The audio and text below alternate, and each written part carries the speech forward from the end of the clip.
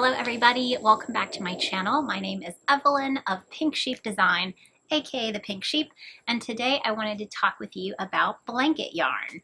So blanket yarn is one of the options for super bulky size 6 yarn, which is usually my specialty. So the majority of my patterns call for a super bulky size 6 yarn. And so people are always asking me what some of the options are for super bulky yarn. So I wanted to talk about blanket yarn because it is a very popular option for super bulky yarn.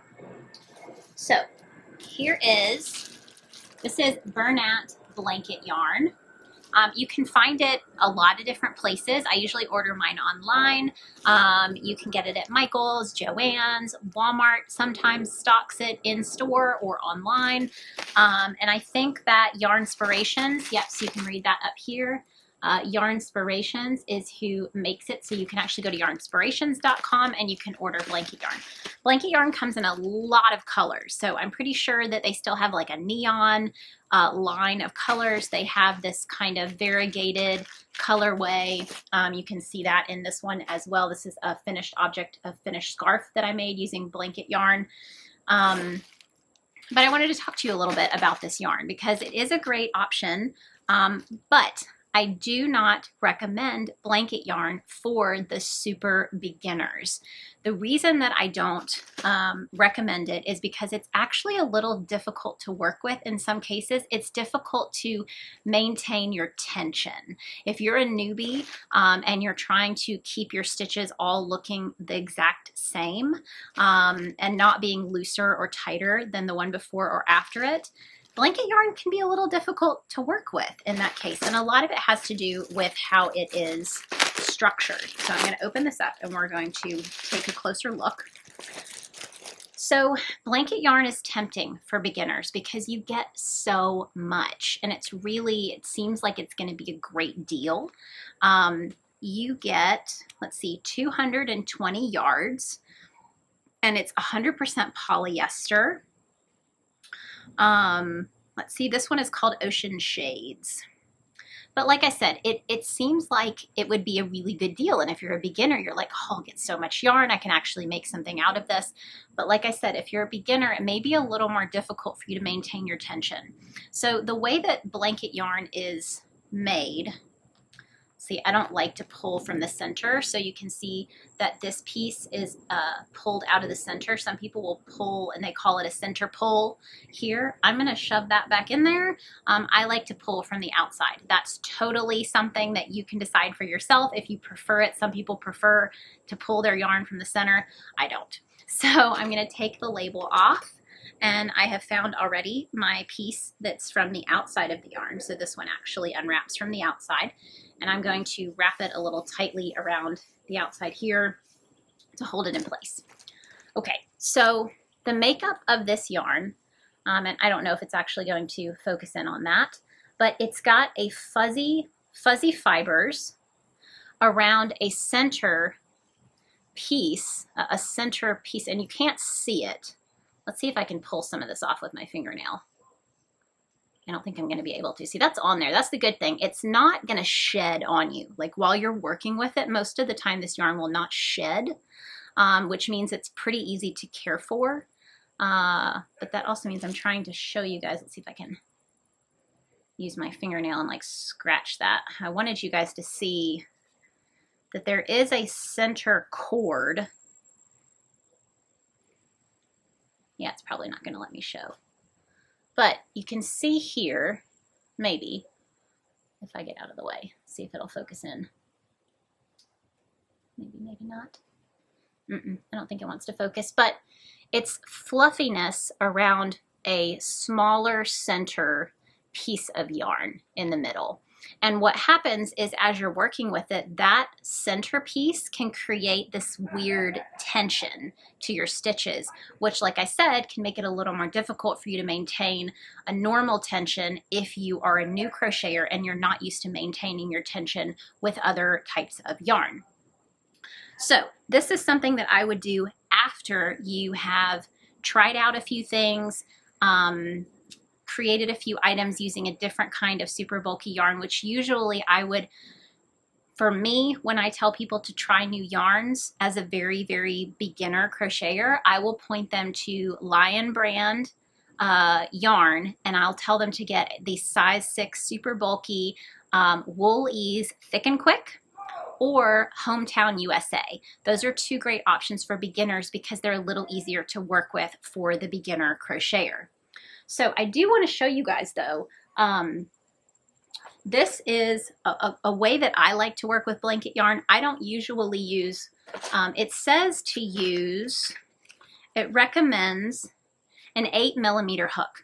Now, none of my crochet projects and patterns that I put out as a crochet designer use an 8mm hook.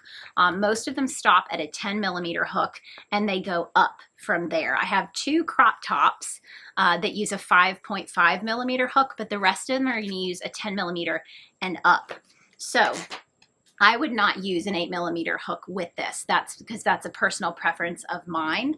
But something that I've found that makes this yarn easier to work with, at least for me, is to double it up on itself. So hold 2 strands. That means I would open both of these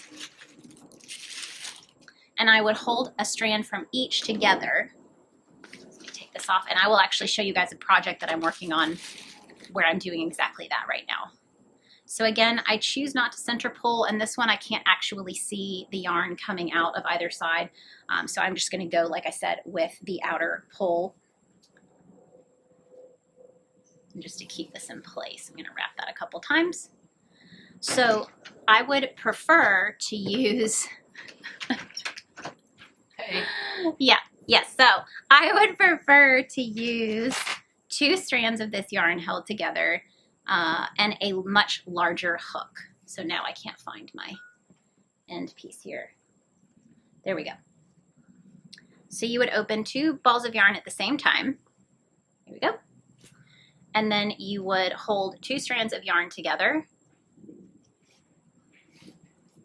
And in order to start that, you would create your slip knot and you would go from there. So you would just hold these 2 strands of yarn together the entire time throughout your project.